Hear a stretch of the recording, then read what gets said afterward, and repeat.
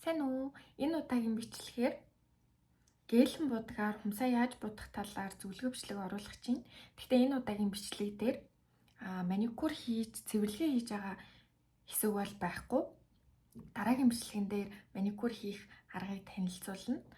Энэ удаа дээр болохоор будах үйл явц эхлэх үед яг юу хийх шаардлагатай гэх мэдчлэн өөрийнхөө туршлагыг хуваалцахаар энэ бичлэгийг эхлүүлж байна. За хамгийн түрүүнд энэ клинсер усан цэвэрлэгч гэсэн үг. Энэ хэрэгтэй. Би тэгээд ийм жижигхэн савнд хийгээд ашигладаг. Тэгэх юм бол илүү амар идэг.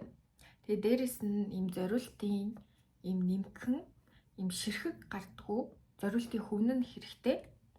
Тэгээд мэдээж эрэг гэрэлт хийгээд хатдаг суур. Тэгээд таны хумсаа будах хумсны будаг. Тэгээд хамгийн сүүлд нь хэрэгтэй болох ийм топныхон төрлийг сонгож болно. Топныхон төрлөлт нь гялалцдаг, эсвэл мат гэсэн хоёр топны төрөл байдаг. Тийм болохоор юуны түрүүнд бид нарт энэ дээр нэмээд мэдээж хэрэг будагнуудаа хатах гэрэл хэрэгтэй. За хэрэгтэй болох зүйлсүүд нь бол ингээд болчихж байгаа. Дараагийнх нь тайлбарлах юм юу вэ гэхээр хумсныхаа би махыг аваад хэлбэрийн засаад янзалсан байгаа учраас шууд будалдаа хийж эхэлж байгаа шүү. За хамгийн эхлээд таад маань махаа авах хэрэгтэй. Хэлбэрээ зассан байх хэрэгтэй. Тэрнийхэн дараа нөгөө нэг зөөлөн хуурай буюу ийм хураагаар өнгөлөд толиог нь цэвэрлсэн байх хэрэгтэй. Зөөлөн хураагаар толиог нь цэвэрлсэний дараа бид нар хумсан дээр наалтсан жижиг тоосон цор үс гих зүйлсийг цэвэрлэх зорилгоор клинсерээр бүгдийг арчина.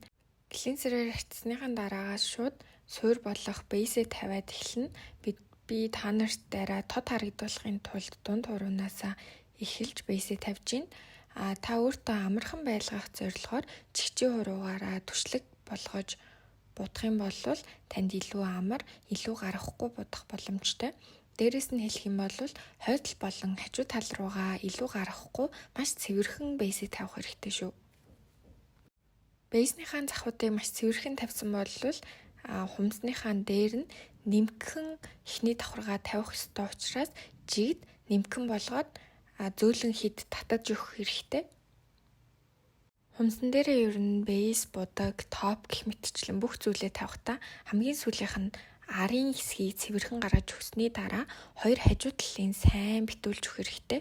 Хоёр хажуу талын сайн битүүлж өгснөөр таны хумс будсан байхдаа хурдан сэтрэх, аюулаас хамгаалж өгөх зорилготой байгаа шүү.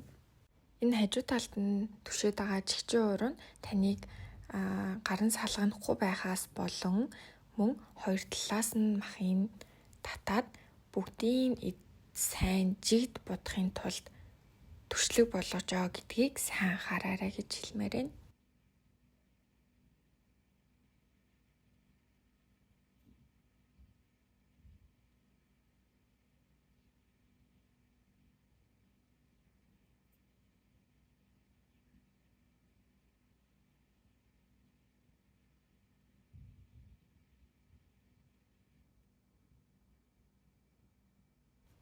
Таван урууга тавуулангийн будсны дараа гэрлэн дотроо хийж хатаана. Ингэхдээ хамгийн багадаа 60 секунд хатах хэрэгтэй. Ер нь бол бейс сайн хатах тусмаа илүү сайн тогтцсон сайжирдаг юм шиг санагддаг учраас та болж өгвөл бейсээ илүү сайн хатаад өгөөрэй. 60-аас 80 секунд хатаасныхан дараа бейснийхаа 2 дахь давхралтыг тавина. 2 дахь давхралтан дээрээ бас л мөн адил маш цэвэрхэн тавихыг хичээгээрэй. 2 дахь давхралтаараа бөөндөө хумсныхаа ерөнхий хэлбэрийн засч өгөх маягтай тавих хэрэгтэй.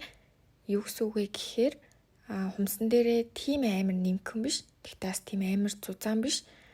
Овон товон байдлын засаж өгөх маягаар бейсээ тавих нь зүйтэй. Энэ жигчэн урууны байрлалыг харж байгаачлан хажуу талынх нь махын шахаж хумсыг ил гаргаад тэр ил гарсан хэсгүүдийн бүгдийн сайн цэвэрхэн будаж өгөхийг зөвлөмөр байна. Хэрвээ та илүү гаргасан бол хумсаараа зөөлхөн ингээд авчих юм бол зүгээр хатгаас нь өмнө цэвэрлэх хэрэгтэй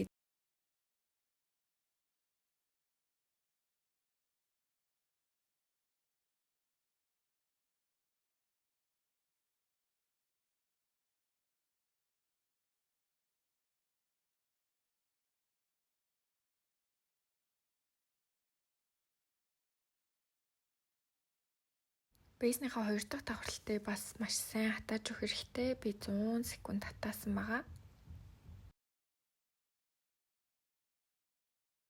За хүмсэн дээрээ тавих 3 дахь давхралт нь болохоор та өөрийнхөө хүссэн өнгийн будгаар будаж болно.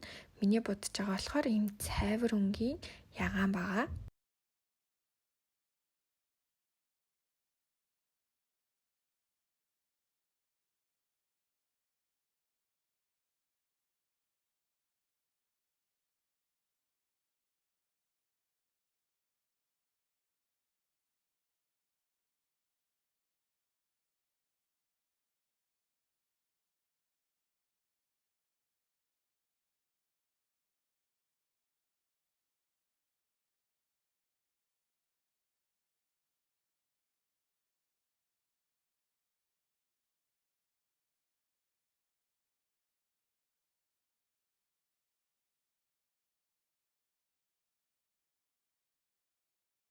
Энэ будаг маш сэнхэн болохоор би 2 хуран дээрээ будгаа тавьчаад хатааж ийн.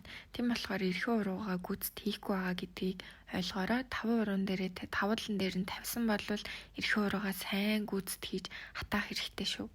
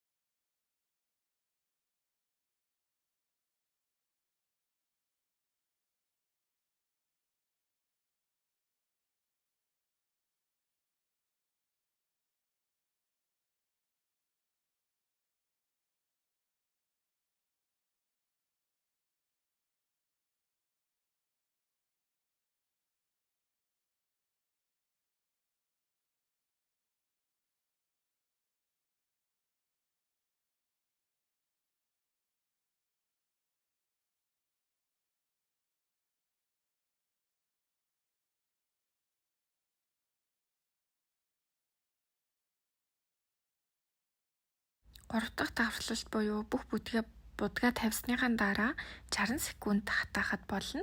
60 секунд хатаагүй байхдаа гарах юм бол таны будагны онцлогоос хамаараад үрчих магадлалтай. За одоо будагны 2 дахь давхралт явагдаж байна. Та ер нь гэлэн будгаа хамгийн ихтэй 3 давхарлаарай гэж зөвлөмөр нь. 3-аас илүү давхарлах юм бол маш зузаан болох муухай харагддаг учраас хамгийн ихтэй 3 давхарлаарай. Би энэ будгийг 2 давхарлаж байгаа. Энэ миний хамгийн сүүлийн будагны давхарлалт гэж ойлгож болно. Будаж байгаа үйл явцын илүү сайн тодорхой харагдуулахын тулд энэ хэсгийг гүйлгэсэн ямар нэгэн эффект оруулж өгөөг болохоор та үзмээргүй байгаа бол гүйлгэж болно шүү.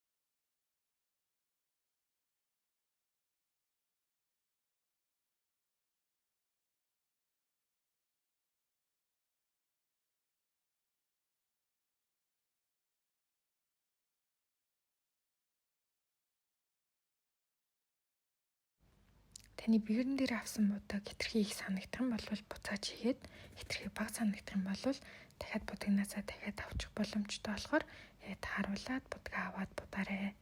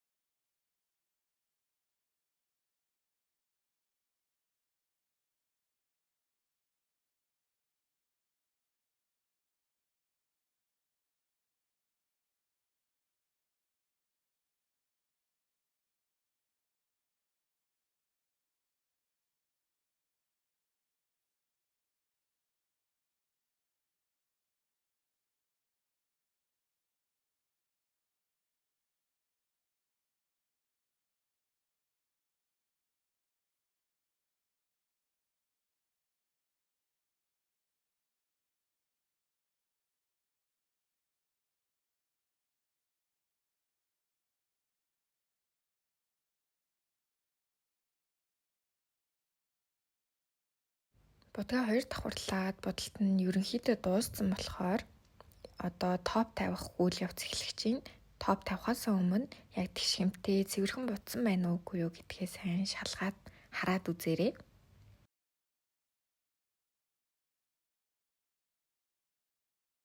Энэ бичлэгүүдийн бүх давхарлалтан дээр харж байгаачлан эхлээд хойдлоо тавиад тэгээд 2 хажуу талаа тэгшлээд тэгээд хамгийн гол нь чигчууруугаар төршлөг болгоод махаа хойшлуулж агаад бүтэн эзлэгүүний нь будах хэрэгтэй шүү.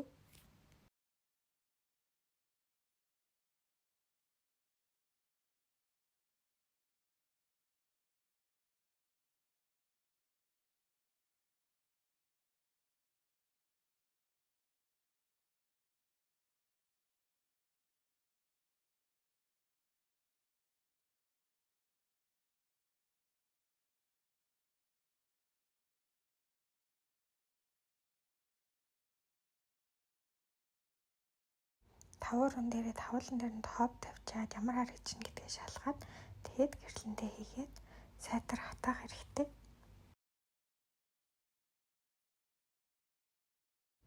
120 секунд хатаасныхаа дараа хумсныхаа 2 талыг нь хатсан эсгийг нь дээдлэлтэй нь шалгаад гараараа хүрээд үзээрэй. Хатсан болвол наалдахгүй гулгана. Бүрэн хатаад дууссан болвол та ийм нарийн хураагаар хумсных нь хажуу талыг ингэж барьж үзэж агаад илүү гарсан эсгүүдийг хураадаа цэвэрлээд өгөх хэрэгтэй. Бүгдийг нь ингээд нэг бүрчлэн сайн шалгаарай.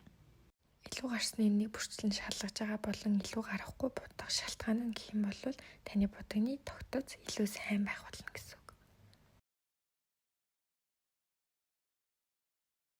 За ингээд будалт маань дууссан учраас бөндөө тэжээлийн тос төрөж өгөх хэрэгтэй.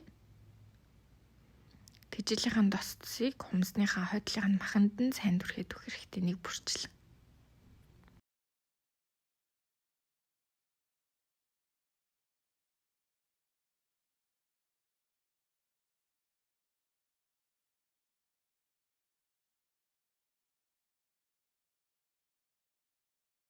За ингээд манай будалт дууссан. Энэ бичлэгэн дээр асууж лавлах зүйл ах юм бол комент хэсэгт үлдээгээрэй. Жоохон ойлгомжгүй санагдах юм бол бас хэлээд өгөөрэй. Илүү ийм яг ингээд гээд наривчлалтай зааж өгч бас болно шүү. За бичлэг үзсэнд баярлалаа. Баяртай.